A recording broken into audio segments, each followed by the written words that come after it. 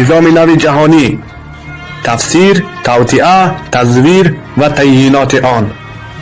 اصطلاح نظام نو جهانی به دوره نو تاریخی ربط داشته از تغییرات‌های دراماتیکی در تعلیمات سیاسی جهانی و توازن قواها درک می‌دهد.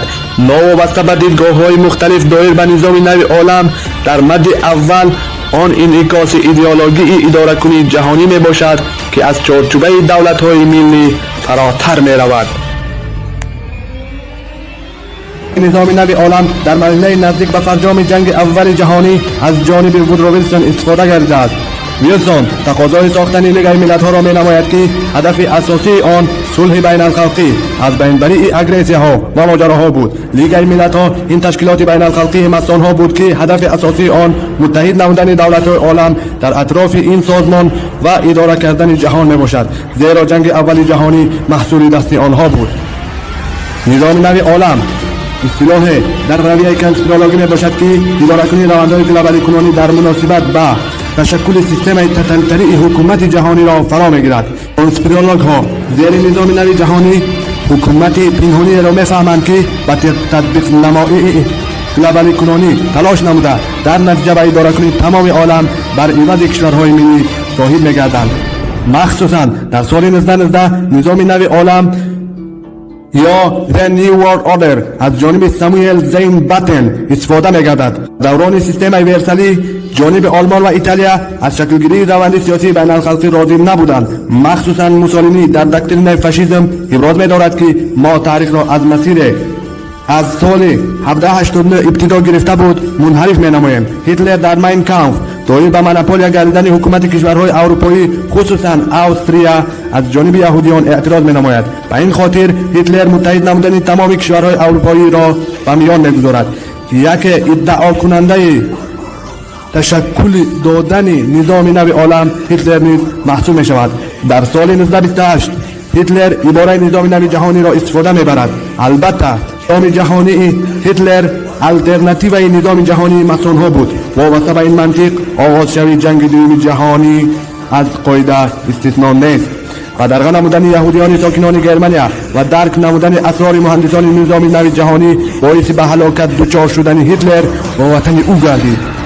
نمایش دادن هولوکاست و نابود گردانیدن یهودیان زیاد واسطه گردید که گرمانیا دیگر از دعواهایش در طول قرنها دست کشد. برای رسیدن به این هدف جنگ دوم جهانی مساعدت کرد. البته نامگذاری و رقمگذاری جنگ ها وابسته به غرضهای مهندسان نظام نو جهانی است و اگر نه وینستون چرچیل جنگ 7 ساله را جنگ اول جهانی نامیده بود. با این منطق نامگذاری و رقمگذاری جنگ ها تغییر می‌یابد. بعد شکست گرمانیا و نابودی ریخ انتیسمیتیسم جنایت سیاسی گردیده آلمان را ضرور آمد تا کنون جبران هلاک شدگان را بسپارد. اقدام هیتلر امکان خوب گردید که حکمرانان عالم ایالات متحده آمریکا و اتحاد شوروی در سال 1948 در زمین فلسطین دولت اسرائیل را تأسیس دهند که این البته حقوق خود معین کنی و تمامیت ارضی فلسطین را پایمال نمود. فرانکلین روزولت و وینستون چرچیل هنگام واخوری و قبول نمودن خط اتلانتیکی مسئله نظام نو عالم را به میان آوردند. مسئله زمان به میان میآید که دیگر لیگ ملت‌ها در خود شرایط بین المللی نیست و ضرور است که به جای آن سازمان ملل متحد را تشکیل نمود. تابع کاتب ژنرالی سازمان ملل متحد کورت ولایتخای احساس می‌نماید که نظام نو جهانی این پروژه آرزوهای آمریکایی در اروپا است که قبل از همه منفعت‌های محدود لوید جورج و کلمنسون را در نظر دارد. خصوصا شکلگیری سازمان ملل و سازمان‌های آن این در سطح جهانی شکل گرفتن طرح اونیورسالی حکومت جهانی میباشد. تشکیل سازمان ملل این متحد نمودن و سرجم نمودن دولت‌های عالم میباشد. موندیالی کنونی عالم این زمینه رسیدن به حکومت جهانی میباشد. روند اینتگراسیونی، دموکراتیک کنونی و گلوبالی کنونی به این هدف مساعدت میکند. ضرور است که در عالم این روندهای جهانی تطبیق شود. گربرت ویلز در سال 1940 تحت عنوان نظام نو جهانی کتاب را به نشر میرساند. آن دایر به صلح ایدئالی دنیای بی جنگ مسئله به میان آورده قانون و ترتیبات را به مقام جهانی اداره کننده وابسته میداند. فرانکلین روزولت در پیام در روز صلح در نزد قبر سربازان گمنام در تاریخ 11 نوامبر سال 1940 دایر بر ناوس آردو سکلاروم خاطر رسان می نماید. افاده ناوس آردو سکلاروم در مهر بزرگ ایالات متحده آمریکا درج گردیده است. چارلز تومسون زمان افاده نظام نوی عالم را در مهر بزرگ آمریکا جایگیر نمود ابراز داشته بود که مرحله نو برای آمریکا آغاز می گردد. یکی از شعارهایی که در یک طرفی مهر بزرگ درج گردیده است این اناتکاپتیس می باشد که معنایش آن آغاز ما را برکت داد. اولین مراتب این افاده به صفت شعار در سال 1782 استفاده شده بود. از سال 1935 این جانب اناتکاپتیس و ناوس آردو سکلاروم در بانکنوت $1 تصویر کرده شده است. ناوس آردو سکلاروم یا نظام نوی جهانی افاده می باشد که از جانب الی استفاده شده آن تجسم کننده طغیان نمودن منرخی الهی اونیورسالی می باشد. اما روزولت باشد افاده مذکور را استفاده نموده معنی سمت دموکراسی انکشاف با سروری ایالات متحده و بریتانیای کبیر قلمداد نمود. بیهوده نیست که امریکا خود را ادامه دهنده عنعنه سیاست مداری روم قدیم می‌داند. بعد فرجام جنگ سرد افاده نظام نوی جهانی همچون یک پیام در مرحله بعد پستکولوا استفاده گردیده یک چند موقع ها نسبت به مسئله بیان شده بودند. اولا اتحاد شوروی و بعدا ایالات متحده قبل از کنفرانسی مالتا و باز بعد نطق جورج بوش در تاریخ 11 سپتامبر سال 1990 این مسئله صدا داد. نظام نوی جهانی به مسئله کم نمودن سلاح‌های استراتژیکی داخل نموده مسئله سلاح‌های هسته‌ای و امنیتی نیز بررسی می‌شد.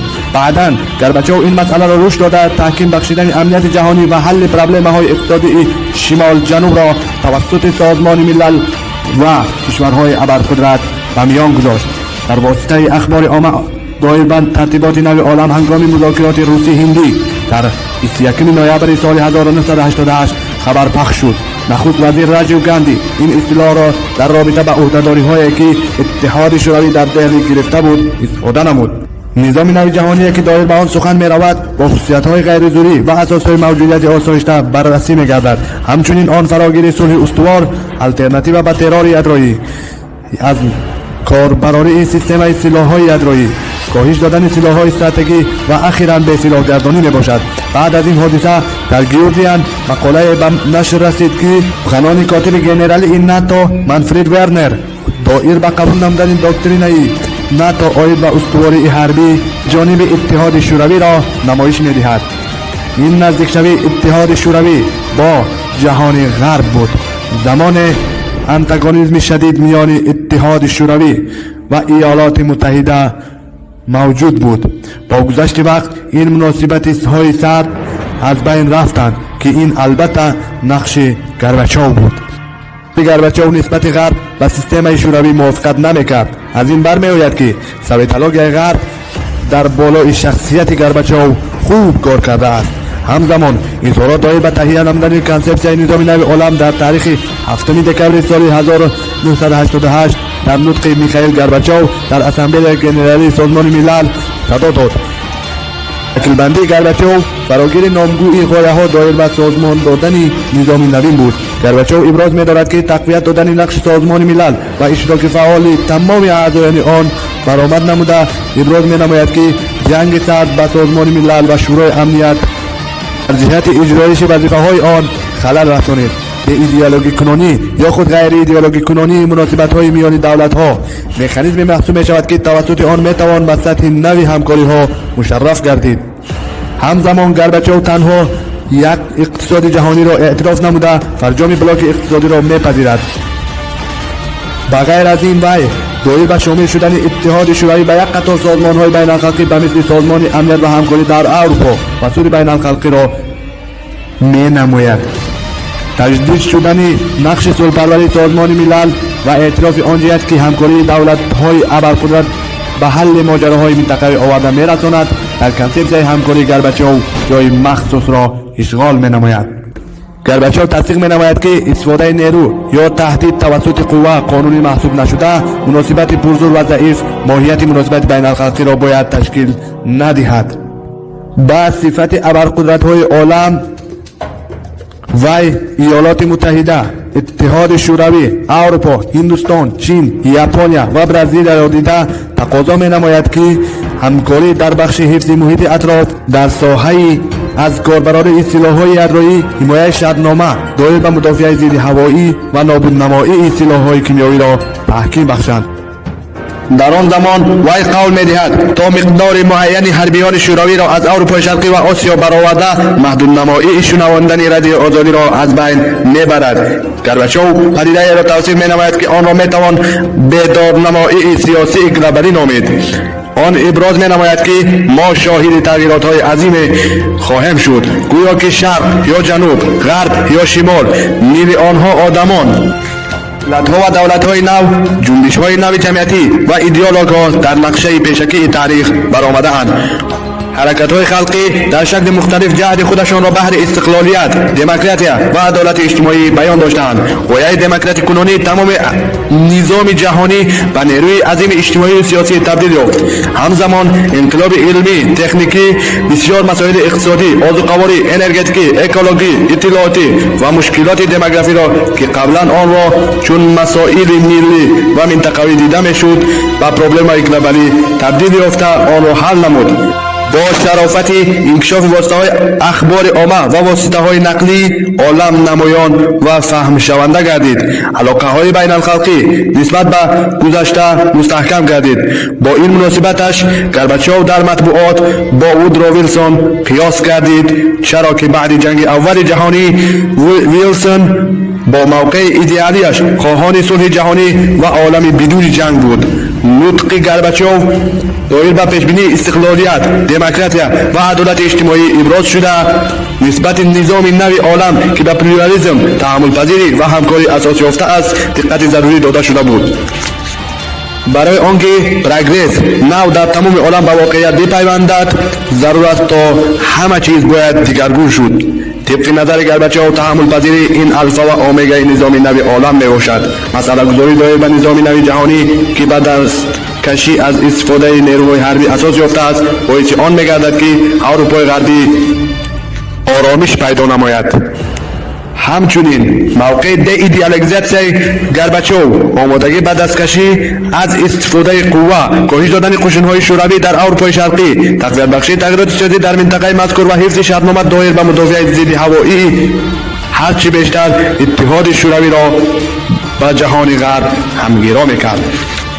نظام نوی جهانی از نو تقسیم نمایی ذخیره‌ها را وابسته به نیازهای داخلی، همبستگی جهانی دولت‌ها را در اساس ولایت قانون، کم نمایی شماره اتفاقهای امنیتی مثل ناتو و شرطنامه ورشو و اقدام ناگزیر به همگرایی اروپایی را تقاضا دارد.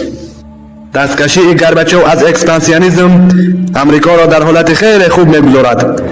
امریکا دیگر ضرورت به دستگیری دیکتاتورهای آنتی کمونیستی ندارد، زیرا آنها حفظ محیط اطراف، پهنشوی سلاح‌های هسته‌ای کیمیایی و بیولوژی، کاهش دادن سطح گرسنگی و قشاقی و حل ماجراهای منطقوی را برنامه کار خود کردند. در جهان تبدیل شده خواتیر شوی مشابه بوش و برنسکوک رافت دایر به آنکه سروری عالم به فایده گورباچوف می‌گذرد به عمل می‌آید. آنها از این هراس داشتند که اروپایی‌ها دیگر در مسیر امریکا حرکت نمی‌نمایند. البته امریکا خواهان نظام نوی جهانی بود، ولی نه به تشبث SSR که تواند دنیا را به صلح و همگرایی بیارد. جورج بوش همیشه موقع گورباچوف را دایر به تبدیل دادن دنیا به خانه عمومی انتقاد می‌نمود، ولی روند حوادث را به منفعت امریکا حل می‌کرد. در ماه ایول سال 1989 افکار جمعیتی اروپا بوش را به خاطر ریاکسیش به پیشنهادات گورباچوف انتقاد نمودند، ولی بوش تمام حادثه ها به مثل شکست دیوار برلین، کمشوی تاثیر اتفاق شوروی در اروپا، عدم انتگونیسم ایدئولوژی را که به جنگ سرد منجر شده بود توانست ماهرانه برای ایمیج سازی امریکا استفاده برد. در تاریخ DMCA دکمبر سال 1989 در کنفرانس مالتا محکمه نظام نوی عالم فعال گردید. مثل عنصرهای نظام نوی جهانی در مطبوعات کنسپسی‌های نوی مختلف پیدا شدند. کنندگان منتظر عوض‌شوی بازداری همکاری میان ابرقدرت‌ها بودند. این همکاری‌ها باید چنین پرابلم‌ها و مثل اختصار نمایی قشن‌ها، تنظیم نمایی بحث‌های منطقوی، تقویت بخشی رشد اقتصادی، کم نمایی محدودیت‌های تجارتی میان شرق و غرب، همچنین تشکیل نمودن شوراها در انستیتوت‌های بین‌الخلقی اقتصادی و حفظ محیط اطراف و غیره را فرا بگیرد. تطبیق همکاری ابرقدرت‌ها نقش نو ناتو پیش بینی شده مقرر می‌گردد تا ناتو و شبنامه ورشو پراکنده شوند، اما چنانکه که تجربه جهانی نشان می‌دهد این عمل تنها نسبت شبنامه ورشو تطبیق گردید و ناتو تا کنون پابرجاست. در اروپا پیوست شوی هر دو گرمانی را همچون جزئی نظام نوین دیده برآمدند. افکار جمعیتی اروپای شرقی چنین می‌حسابیدند که نظام نو عالم افاده‌گر سروری ابرقدرت‌ها نبوده، حکمرانی ابرقدرت‌ها به زودی به آخر می‌رسد. در مجموع ساختار نوی امنیت که در نتیجه همکاری‌های ابرقدرت‌ها به وجود آمد نمایش می‌داد که نظام نو جهانی و پرینسیپ‌های آزادی سیاسی، خودمحورکنی و عدم دخالت اساس یافته است. این افاده آن بود که مبلغ گذاری ماجراهای نظامی در مملکت‌های جهان سوم، محدود نمایی فروش گلوبالی سلاح‌ها و اشتراک فعال در شرق نزدیک و فرجام می‌رسد. برخی موقع بوش را مورد تنقید قرار داده آشکار می‌نمایند که به امریکا به هر حال تلاش می‌نماید تا استاتوس پلیسی خود را حفظ نموده موقع خودش را در جهت دستگیری نظام نو جهانی که از جانب گورباچوف پیشنهاد شده بود مخفی نگاه دارد. به هر حال صاحب تشبث دیر یا زود آشکار می‌گردد. در نخستین جنگ در خلیج فارس جورج بوش در حرفه ماجراهای مذکور تشبث را از گورباچوف گرفته موفقیت‌های نظام نوین را برای اکثر جامعه بین‌الخلقی نسبت کویت علاقمند می‌نمایند. اولا این رضایت شوراها بود که عملیات علیه صدام حسین را دستگیری نموده آن را رسانه‌ای نمودند. واشنگتن باز اظهار نموده بود که همکاری ابرقدرت‌ها این پیوست‌شوی اتحاد شوروی با جامعه بین‌الخلقی بوده نشان می‌دهد که صدام حسین در این نظام نوین عالم نه تنها ضد امریکا بلکه ضد جامعه بین‌الخلقی می باشد. از اینجا بر علاوه معلوم است که دشمن جامعه بین‌الخلقی و نظام نو عالم این عملکرد صدام حسین می باشد که آن همچون تهدید به نظام جهانی تعریف می شود. دو قطبی که زمان در کنفرانتاسیون شدید ایدئولوژی قرار داشتند اکنون در نسبت دشمن عمومی متحد گردیدند. حتی مسئله تا به جای رسیده بود که بوش خواهان به جنگ علیه عراق شامل کردن قشن‌های سوویتی بود که توسط ائتلاف نیروهای آمریکایی سوویتی کویت را آزاد نمایند. همچنین بوش اظهار داشته بود که تقدیر نظام نو عالم از قابلیت ایالات متحده آمریکا و اتحاد شوروی در پاسخ دادن به تجاوز عراق وابستگی دارد. غایت درباره آنکه جنگ در خلیج فارس نظام نو عالم را باز می‌نماید به شکل گرفتن آغاز کرد. بوش قید می‌نماید که امریکا را ضرور است تا منفعت‌های ملی‌اش را تا حد امکان در چارچوب کنسرت با دوستان و جامعه بین‌الخلقی گذارد. در 6 مارس سال 1991 پرزیدنت بوش به کنگره مراجعه نمود که آن را اظهارات سیاسی مأموریت بوش در مناسبت به نظام نو جهانی در شرق نزدیک بعد راندن قشن‌های عراقی از کویت می‌دانند. مایکل آرن برآمد بوش را شرط داده ابراز می‌دارد که نطق پرزیدنت بر افشای نقش خود برای حفظ دائمی حضور حربی بحری آمریکا در خلیج فارس و واسطه بحر انکشاف من بعد در شرق نزدیک ربط دارد. به صفت قدم اول جورج بوش دایر به تلاش خود بحر تشکیل کنفرانس صلح بین‌الخلقی در مادرید اعلان داشت.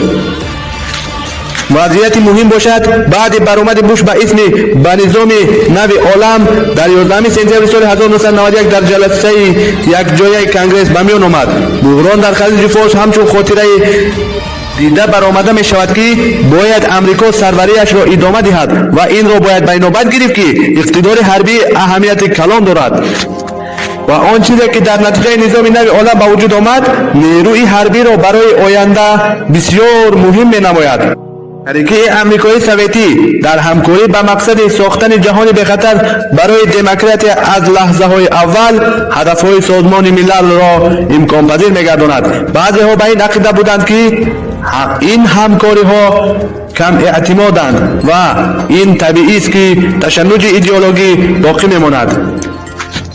تنها این دو ابرقدرت شریک مناسب برای هدفهای معین و محدود می باشند، ولی این را باید قید نمود که گذشته‌های جانب گورباچوف بود که این یک فرمت همکاری با وجود بیاید. در حالی که اقدام گورباچوف این موقع دولت سوویتی نبود، و این خاطر نظام نو عالم به همکاری امریکایی سوویتی بلکه به همکاری میان بوش و گورباچوف اساس یافته بود. پت بیوکنن گفته بود که جنگ در خلیج فارس عملاً آخر نظام جهانی، فرجام کنسپسیای صلح‌پروری سازمان ملل و نقش ایالات متحده همچون پالیسمن گلوبالی می باشد. عملاً تطبیق شوی عمیق نظام نو عالم این شکلگیری ایالات متحده همچون قدرت یگانه بزرگ در جهانی بسیار قطبه بود.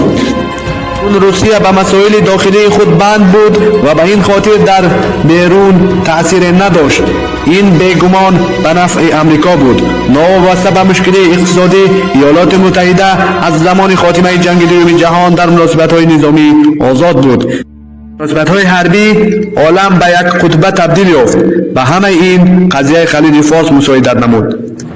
در آن حالی که ریتوریکای دیپلماتی همکاری امریکا شوروی را بررسی نمود، ایالات متحده قشون‌های خود را در عربستان سعودی جایگیر نموده و جنگ علیه مزاج اتحاد شوروی یعنی عراق آمادگی گرفت. بغیر از این حاکمیت ایالات متحده برای اتفاق شوروی این عملها را نمایش داد. اول متحد نمایی گرمانیا، برآوردن قشن‌های سوویتی و مراجعت کشاده به واشنگتن با تقاضای کمک به اتحاد شوروی در مسئله اداره‌کنی گزارش به دموکراسی. دوم به هم علاقمندی کمک سوویتی به مزاجان جهانی. سیوم اتفاق سوویتی کمک های اقتصادی را توسط اعضای در سازمان های اقتصادی بین الخلقی و جستجو می نماید. نزدیک شدن و پیوست شوی اتحاد شوروی و جهان غرب بر همدیگه این مناسبت‌های آشناپذیر نسبت به ایالات متحده و از جانب دیگر رضایت به هجوم امریکا به عراق و در نتیجه شکست دادن عراق سبب گردید که بوش به طور اعتماد بخش دایر به آغاز شوی نظام جهانی مسئله به میان بیارد. طبق نظر بوش نظام نو عالم ایده بزرگ بوده به قدرت نظامی امریکا امکان ناپذیر است، یعنی نقش ایالات متحده در این نظام نوین محوری می باشد. بعد شکست اتحاد شوروی جهان از سیستم دو قطبه به سیستم یک قطبه میل نمود. تجربه نشان داد که امریکا به هژمونی جهانی تبدیل یافته یگان حریف در جهان ندارد. وابسته به این نظام نو جهانی افادهگر اراده الیت امریکایی است. دوران امریکا سر آمد و عصر نوین باید بدون شک پکس امریکا نمی‌گردد. تجربه جهانی این را ثابت نمود. جوزف نوی ابراز می‌دارد که بعد شکست رژیم سوویتی این آغاز شوی نظام نوین نبوده بلکه لیبرالی شوی اینستیتوت‌های جهانی میباشد. نظام جهانی ضرور بود که بعد از سال 1945 آغاز می‌گردید. واقعا جنگ دوم جهانی این نابود نمودن رژیم های تتالتری بود که طبق این قاعده SSR به چنین رژیم تعلق داشت که باید قبلا نیست کرده میشد. سالها ضرور آمد تا نابودی این رژیم را تامین نمایند. همین طور نابودی اتحاد شوروی این روندی نو نبوده آخر کار رژیم تتالتری است. بعد پاش خوردن دولت سوویتی لیبرالی شوی کشورهای دنیا به عمل آمد. ارزش‌های غربی امریکایی به دنیا پهن گردیدند. دموکراتی شوی این رژیم‌های سیاسی مهم گردیده گذاشتن به اقتصاد بازاری، طلبات بین‌المللی و استاندارد گردید. беҳуда нест ки Фрэнсис Фукуяма доир ба охири таърих масъала ба миён оварда тантана кардани арзишҳои либералӣ ва демократияро дар ҷаҳон эълон намуда охири таърихро оғози марҳилаи ҷадид медонад. пас маълум аст ки низоми нави ҷаҳонӣ ифодаи манфиатҳои кадомин як нерӯи сиёсӣ аст. муҳандисони низоми нави ҷаҳонӣ аз қабл тавассути воситаҳои мухталиф ба шахсияти Горбачёв таъсир мерасонданд. дар соли 1971 ҳангоми истироҳат дар Италия Горбачёв дар таҳти таъсири хадамоти кашшофии Иёлоти Муттаҳидаи Амрико яъне CIA монда буд. инчунин барои шикасти иттиҳоди шӯравӣ дар кишварҳои ғарбӣ ба ташаббуси клуби Билдерберг ва комиссияи сетарафа соҳаи илмии махсус яъне советология шакл гирифта буд ки ҳадафи асосии он нобудии давлати шӯравӣ буд, ворид намудани қӯшунҳои советӣ ба хоки Афғонистон ва дар натиҷаи ноком шудани он дар бозори ҷаҳонӣ роҳ надодани нафти иттиҳоди шӯравӣ, таъсири созмонҳои махфӣ ба Горбачёв ва қабул намудани сиёсати бозсозӣ ва татбиқи он дар шароити шӯравӣ ин нобудии давлати советӣ тавассути амалҳои конспирологӣ мебошад. дар соли 1984 Горбачёв дар таҳти таъсири хадамоти кашшофии масонӣ монда шомили ташкилоти масонии Шарқи Кабир мегардад. вобаста ба ин бесабаб нест ки зидди сиёсати шӯравӣ ва ба инобатгирии манфиатҳои он пайваст гардидани Германияро мепазирад. дар соли 1989 Горбачёв иқдом менамояд то дар давлати шӯравӣ ва ҳамаслакони он ложаҳои масонӣ бунёд намояд. барои амалӣ намудани ин иқдом ташкилаи Шарқи Бузург ва ложаи Кабир талош менамуданд. дар соли 1991 маблағгузорон ва дӯстони ғарбӣ фонди Горбачёвро таъсис намуда онро ба институти Тамалпаис муваззаф намуда ба кӯмаки фонди Рокфеллерҳо, фонди Форд, фонди Карнеги ва дигарон барои фонди Горбачёв $305 миллион маблағ ҷамъоварӣ намуданд. тибқи назари Малахин Мартин, иттиҳоди шӯравӣ ба тарзи табиӣ пош нахӯрда бо фармони кадом касе аз миён рафтааст. Горбачёвро фармон доданд то тамоми мамлакатро пароканда кунад ва бо дигар кишварҳои блоки социалистӣ ҳамин корро кунад. طبق سرچشمه‌های معلوم روند پاشخوری اتحاد شوروی در منظره رقابت دو لاژ ماسونی راکفلری و راکشیلدی صورت گرفته بود. یکی از آنها آردن معبد بود که شورای نهگانه را اداره می‌نمود. در هنگام پاشخوری اتحاد شوروی به هیئت شورای مذکور جورج بوش کلانی، دیوید راکفلر، زبگنیو بژیزینسکی، برت سکاوکفورت، هنری کسینجر، آورل هریمن و مخصوصا میخائیل گورباچوف شامل میشد. از اینجا معلوم است که عملکرد نوسازی گورباچوف یا تفکر نو سیاسی در کشور و سیستم پوشیده از کجا سرچشمه میگیرد. اساسهای ایدئولوژی این بازسازی که به آن گورباچوف و مشاوران وی تکیه می نمایند نظریه ماندیالیستی کنورگنسیا نزدیکشوی سیستم کپیتالیستی و سوسیالیستی بود. واقعا رهبریت کمیسیون سه طرفه دیوید راکفلر، جورج برتوان و هنری کسینجر در ماه ینور سال 1989 به مسکو تشریف آوردند و آنها را گورباچوف قبول نموده بود. روند نابودنمایی دولت سوویتی قبلا طرحریزی شده میبایست در سه دوره عملی گردد. اولا اتحاد شوروی را ضرور بود تا بازسازی را به عمل تطبیق نماید. آن فراگیر 5 سال بوده از سال 1985 تا سال 1990 را در بر میگرفت. آن مبارزه با سوسیالیسم بوده آمادگی برای گذشت از سوسیالیسم به کپیتالیسم میباشد. دومین برنامه اصلاحات که از سال 1990 تا سال 1995 را فرا میگرفت. هدفهای اساسی اش اینها بودند: نابود نمودن سیستم جهانی سوسیالیستی، عدم شرطنامه ورشوا، نیست نمودن حزب کمونیستی و نابود نمایی اتحاد شوروی. سوم برنامه فرجام بود که از سال 1996 تا سال 2000 را فرا میگرفت. های اساسی آن اینهایند: برهمدهی ارتش سوویتی، барҳамдиҳии Русия ҳамчун давлат, барҳамдиҳии ҷузъҳои социализм ба мисли омӯзиши ройгон, хизматрасонии тиббӣ ва ворид намудани арзишҳои капиталистӣ. Барои ҳама чиз бояд пардохт кард. барҳамдиҳии моликияти ҷамъиятӣ ва давлатӣ ва ба ҷои он ворид намудани моликияти хусусӣ. дар давроне ки додсозӣ дар давлати советӣ бо маром татбиқ мешуд, дар соли 1989 роҳбари Эрон Имом Ҳумайнӣ ба номи ҳукумати Иттиҳоди Шӯравӣ ва шахсияти Горбачёв номаи махсус фиристод. муҳтавои нома чунин аст ки системаи шӯравӣ дучори буҳрон гардидааст. дигар тавассути марксизм онро бартараф кардан наметавонанд, зеро худи идеологияи марксизм тибқи элитаи шӯравӣ ба бумбаст дучор гардидааст ва дигар дардхӯри ҷомеаи советӣ буда наметавонад.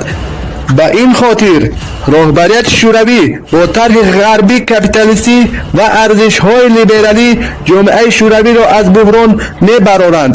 ин бозсозӣ ва ё навсозӣ аст. вале Ҳумейнӣ дар мактуб қайд менамояд ки ҳамон тавре ки марксизм ба бумбаст дучор гардидааст, капитализми ғарбӣ ҳам дер ё зуд дучори кӯчаи сарбаста мегардад.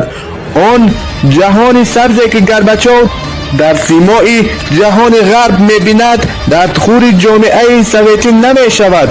мушкилии асосии ҷомеаи шӯравӣ ин адами моликияти хусусӣ ва озодӣ нест. мушкилии давлати советӣ ин аст ки натавонист ниёзҳои мардумро бароварда намояд. зарфи солҳои дарозе бо арзишҳои динӣ мубориза мебурд. марксизм ин падидаи моддӣ аст ва бо арзишҳои моддӣ наметавон ниёзҳои маънавиро таъмин намуд. вобаста ба ин мушкилии асосии кишвари советиро дар набудани эътиқод ба худо медонад. ҳамон мушкилие ки солҳо дар ғарб мавҷуд буд.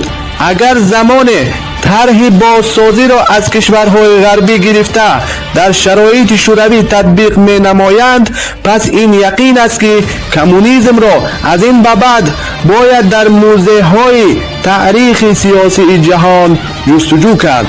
раванди таърихӣ дурустии ин оқибатандеширо исбот кард. дар давраи президентии Билл Клинтон на танҳо ғояи низоми нави олам пуштибонӣ гардид, балки вай масъалаи мазкурро аз чорчӯбаи консепсияи Буш фаротар рушд дода, амалҳои Бушро дар ин ҷода андак шуморид. муҳаққиқи амрикоӣ Ноам Чомскӣ, муаллифи китоби Низоми кӯҳан ва нави ҷаҳонӣ, низоми нави ҷаҳониро ҳамчун марҳилаи баъди ҷанги сард қаламдод менамояд. низоми кӯҳани оламро бошад ба инқилоби бузурги Фаронса яъне 1789 рабт медиҳад. Чомский дар соли 1999 бомбаборон шудани Сербияро аз ҷониби Иёлоти Муттаҳида ва НАТО шарҳ дода иброз менамояд ки ҳадафи ин ҳуҷумҳо тасдиқ намудани нақши абарқудратҳои империалистӣ, қабл аз ҳама Иёлоти Муттаҳида ҳамчун ҳаками бебаҳс дар умури ҷаҳонӣ мебошад. низоми нави ҷаҳонӣ ин режими байналхалқии фишори бераҳмона ва тарсафканӣ аз ҷониби давлатҳои капиталистии муқтадир алайҳи кишварҳои бисёр заиф мебошад. дар соли 1994 Ҳенри Киссинҷер изҳор дошта буд ки низоми нави ҷаҳонӣ бе иштироки Иёлоти Муттаҳида ба вуҷуд омадан наметавонад. гарчанде ки мо компоненти алоҳидаи бештар муассир мебошем. бале, низоми нави ҷаҳонӣ шуданист ва он Иёлоти Муттаҳидаи Амрикоро маҷбур менамояд то фаҳми худашро тағйир диҳад. баъди ба сари ҳокимият омадани Борис Елсин ва пеш кардани Горбачёв, инчунин ғалабаи Билл Клинтон дар интихобот, истилоҳи низоми нави олам аз истифода баромад. консепсияҳои мушобиҳи рақиб ки ифодагари вазъи олами баъди ҷанги сард буданд, ҷойгузини низоми нави олам гардиданд. миёни онҳо ғояи марҳилаи глобаликунунӣ охири таърих афзалият доштанд. از جمله مهمترین مسئله دایر به نظام نو جهانی این سخنرانی سابق پرزیدنت جمهوری اسلامی ایران محمود احمد نژاد در دانشگاه کلمبیا دایر به نظام نو عالم محسوب می شود. همچنین احمدی نژاد در مصاحبه خود با شبکه تلویزیونی IRIB ابراز داشته بود که اکنون زمان پیشنهاد ایدئولوژی نو برای اداره کنی جهان سر آمد. هدف ایران برقرار نمودن نظام نو عالم است که به صلح در تمام جهان، امنیت کلکتیوی گلوبالی، مودت و عدالت اساس یافته است. در برآمدش در اسامبله ژنرالی سازمان ملل متحد احمدی نژاد دایر به نظام جهانی و مقام امام مهدی در آن مسئله به میان آورد. آمدن امام مهدی باعث آن می‌گردد که در عالم صلح و امنیت پایدار گردد. در مدت کوتاه حکومت جهانی و امام مهدی رسانه‌ای گردیده پردمت بحث‌های مختلف بود. خدمات‌های استخباراتی دولت‌های غربی خصوصاً آمریکایی در پی گشودن پرونده علیه امام مهدی گردیدند. از آن خاطره که احمدی نژاد در نطقش امام 12 را استفاده برده بود، در واسطه اخبار غربی آن همچون 12 امام بررسی می‌گردد. فاکس نیوز یکی از شبکه‌های تلویزیونی میباشد که به بررسی 12 امام پرداخته برای جهان غرب آن را منفی نشان می‌دهد. مسئله تا به حد میرسد که برای ساختن ایمیج بد اسم انتیخریست اسلامی را به کار میبرند. با تکیه به اسخاتولوژی اسلامی که برآمد امام مهدی را به شرق نزدیک ربط می‌دهد، منطقه مذکور برای مهندسان نظام نو عالم اهمیت مخصوص دارد. وارد شدن ایالات متحده آمریکا به شرق نزدیک و مستقر نمودن بازهای حربیش سخنان بالا را تقویت می‌دهد. بعد حادثه 11 سپتامبر سال 2001 که عمل صرفاً کنسپیرولوژی بود، ایالات متحده آمریکا به خاک افغانستان و بعداً به سرزمین عراق وارد شد. در دوران جنگ سرد جانب آمریکا اتفاق سوویتی را امپریای بدی شماریده برای جامعه غربی آن را همچون انتیخریست نمایش میداد. اما بعد از بین رفتن امپریای سوویتی زمان دایر به انتیخریست سخن میرانند و اعتقاد مسلمانان اشاره میگردد. به همین معنی پرزیدنت اسوسیاسیون ملی ایوانجلیست ها در سال 2003 خبر داده بود که برای بسیار از نصرانی های کنسرواتیوی مسلمان ها اکویوالنت معاصری امپریای بدی گردیدند. بیشتر از توراتگرایان بر آن اعتقاد دارند که ایالات متحده آمریکا وسیله مهمی میباشد که خدا برای ضرر رسانیدن به انتیخریست استفاده میبرد. بیهوده نیست که تیم لاخی مؤلف بسیار کتاب‌ها دایر به آخر زمان میباشد هجوم آمریکا را به عراق از نظر اپوکالیپسیسی درست میشمارد. وابسته به این طبق اندیشه تیم لاخی در نتیجه این جنگ ها عراق به مرکز حوادثی آخر الزمان تبدیل می یابد. همین طور در نبرد ارمگدون خدا بر دشمنانش ظفر می یابد. ولی چنین مناسبت در بیبلیا دیده نشده، بیگمان این حرفی ساتانیست ها محسوب می شود. چون در بیبلیا سخن دایر به نظام نو جهان نمی رود. البته مهندسان نظام نو عالم در سیمای ساتانیست ها و مسون ها این را به طور سینتتیکی جور کرده اند. همان طوری که معلوم شد عراق برای مهندسان نظام نو عالم مقام محوری دارد. این هم بیهوده نیست، زیرا مکان تولد امام مهدی سامرای عراق محسوب می شود. در گذشته عراق مکان مبارزه حق و باطل بود. زمان امریکا در سال 2003 به خاک عراق وارد می شود، جستجوی امام مهدی آغاز گردیده مخصوصا سامرای عراق زیر نظارت مخصوص حربیان امریکایی قرار میگیرد. در تعلیمات اسلامی مذهب‌های مختلف خصوصا شیعه و سنی دایر به شخصیت امام مهدی و آمدن او تشکیل حکومت جهانی متن‌های سکرانی موجود است.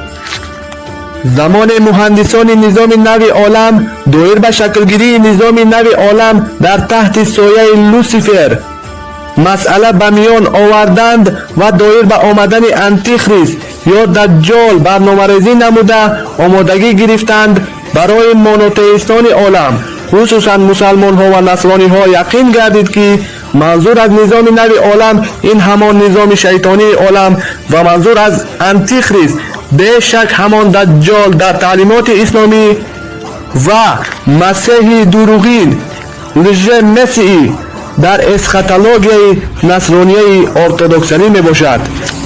تبلیغگر ساتانیستی جان نلسون دربی در تاریخ نصرانی عنصرهای جدید وارد کرد. طبق تعلیمات وی جنگ‌های کیهانی صورت گرفته عالم را تخریب می‌نمایند. در مرکز این ائتلاف بین الخلقی قرار گرفته است که توسط انتیخریست اداره می‌شود.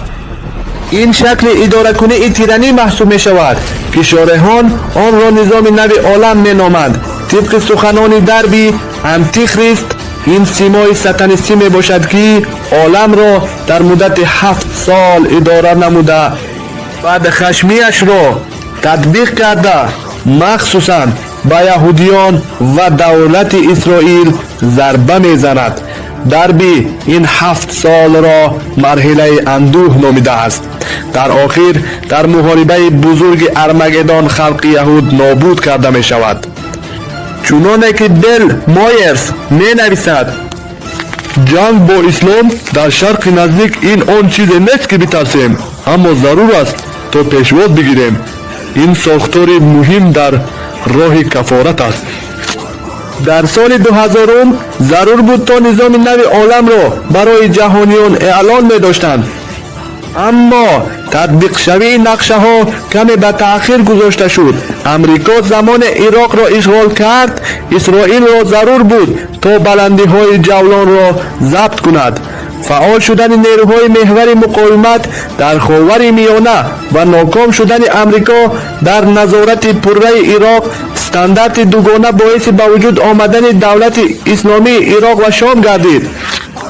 در تأسیس داعش نقش امریکا و اسرائیل خیلی کلان است. برای تقلب کردن شخصیت امام مهدی از محبوسان عراقی که از سامرا گرفته بودند ابوبکر بغدادی را توصیه دادند میبایست تا در شرق نزدیک جنگی بر دوام مذهبی به عمل آمده بعد این حادثه نظام وستفالی جدید شکل میگرفت. ولی خوشبختانه سناریوی مذکور کامیاب نگردید. در دوره پرزیدنتی ترامپ سفارت ایالات متحده امریکا از تل آویو و یروشلیم یا خود بیت المقدس جای عوض نموده تدریجاً باید کوچانیده گردد. همچنین مرکز اسرائیل باید بیت المقدس گردد. در معامله قرن این جهت ها خوب انعکاس شده. زمین فلسطین تحت قدرت اسرائیل قرار داده می شود. برای رسیدن به قله نهایی نظام نو عالم و آمدن انتیخریست ضرور شماریدند تا معبد کوهی که فراگیر مسجد الاقصی و قبة صخره می باشد تخریب کرده شود و به جای آن برای انتیخریست معبد سیوم را بنا نمایند. حکومت اسرائیل از جانب ساتانیست ها هدایت کرده می شود تا برای تیز آمدن مشیخ یا خود انتیخریست تخریبات را زود انجام دهند. برای مثال این صحبت نتانیاهو را باید بینیم. این ویدیو ملاقات است بین بنیامین نتانیاهو و خاخام یهودی که در 18 نوامبر 1990 صورت گرفته است. به نتانیاهو دستور داده می شود که آمدن مسیح را سرعت بخشد.